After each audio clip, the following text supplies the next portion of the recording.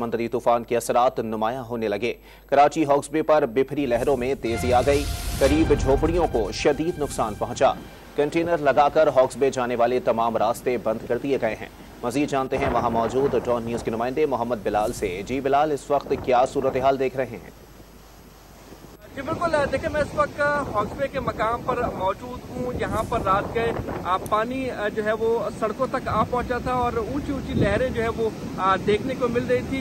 ضلع انتظامیہ یہاں پر موجود تھی جس نے سڑکوں سے پانی کو صاف کیا ہے، اور اب جو سمندر کی لہریں ہیں وہ واپس پیچھے کی جانب جا چکی ہیں، لیکن لہروں کی اونچائی جو ہے وہ بہت زیادہ دکھائی دے رہی ہے۔ جو ہرش سے یہاں پر ان کی حفاظتی دیواریں بھی ٹوٹ چکی ہیں، اور یہ کہا جا رہا ہے کہ جو ہرش ہیں ان کے آگے اب حفاظتی بند جو انتظامیہ ان کی جانب سے باندھ دیے گئے ہیں، جبکہ مختلف مقامات پر کنٹینرز لگائے گئے ہیں تاکہ کوئی بھی شہری جو ہے وہ اس مقام پر نہیں جا سکے، اور دفعہ 144 نافذ کی گئی ہے ضلع انتظامیہ کی جانب سے۔ اس پر عمل درآمد کرانے کے لیے پولیس اور رینجرز موجود ہے، ضلع انتظامیہ کے نمائندے بھی یہاں پر موجود ہیں۔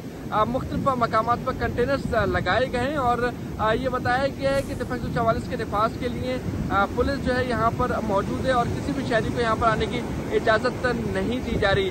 تو مکمل طور پر اس علاقے کو بند کیا گیا ہے، جو ہٹس ہیں ان کے آگے بند لگا دیے گئے ہیں۔ جی